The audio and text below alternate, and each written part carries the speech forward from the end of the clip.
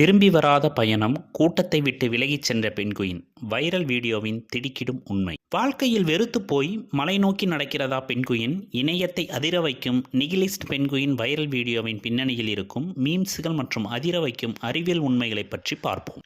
2026 தொடக்கத்தில் சமூக வலைதளங்களை திறந்தாலே ஒரு பெண்குயினின் வீடியோ தான் ஆக்கிரமித்திருக்கிறது. தனது கூட்டை விட்டு பிரிந்து யாரையும் கண்டு கொள்ளாமல் பனி படர்ந்த மலைகளை நோக்கி பெண்குயின் ஒன்று தனியாக நடந்து செல்லும் காட்சி மில்லியன் கணக்கானோரை கவர்ந்துள்ளது. இணையவாசிகள் இதற்கு நிகிலிஸ்ட் பெண்குயின் என்று பெயரிட்டுள்ளனர். அதாவது வாழ்க்கையே வெறுத்து போய் எதை பற்றியும் கவலைப்படாமல் நடக்கும் பெண்குயின் என்பதே இதன் பொருள். இந்த வீடியோ புதிய வீடியோ அல்ல. இது 2007ஆம் ஆண்டு வெளியான encounters at the end of the world என்ற ஆவணப்படத்திலிருந்து எடுக்கப்பட்டது. பொதுவாக பெண்குயின்கள் உணவுக்காகவும் பாதுகாப்பிற்காகவும் கடலை ஒட்டியே இருக்கும். ஆனால் இந்த அடேலி வகை பெண்குயின் திடீரென திசை மாறி கடலுக்கு நேரெதிராக 70 கிலோமீட்டர் தொலைவில் உள்ள பனிமலைகளை நோக்கி நடக்கத் தொடங்கியது. கடலும் இல்லை, உணவும் இல்லை, வெறும் பனிப்பாறைகள் மட்டுமே இருக்கும். அந்த பாதையில் அது ஏன் செல்கிறது என்பது இன்றும் ஒரு புதிதாகவே இருக்கிறது.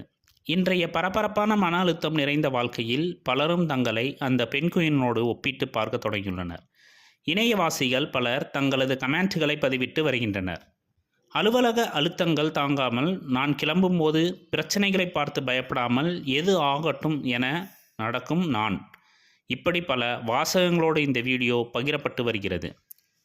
தனியாக அமைதியாக தத்துவ ஞானிகளைப் போல அந்த பெண்குயின் நடப்பது பலருக்கு வாழ்க்கையின் அமைதியான எதிர்ப்பு போல தெரிகிறது. மீம்ஸ்கள் வேடிக்கையாக இருந்தாலும் விஞ்ஞானிகள் கவலையான தகவல்களை சொல்கின்றனர்.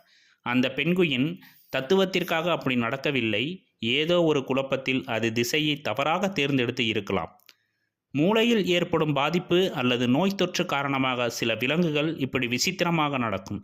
இந்த வீடியோவை எடுத்த இயக்குனர் எர்சாக் இதனை மரண அணிவகுப்பு என்றே அழைக்கிறார்.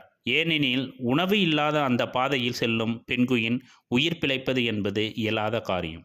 அறிவியலின்படி இது ஒரு திசை மாறிய பயணம். வாழ்க்கையில் சில நேரங்களில் நமக்கு எதுவும் புரியாத போது யதார்த்தத்தில் இருந்து விலகி நடக்க நினைக்கும் மனித மனங்களில் பிரதிபலிப்பாக இந்த பெண்குயினை உலகம் பார்க்கிறது.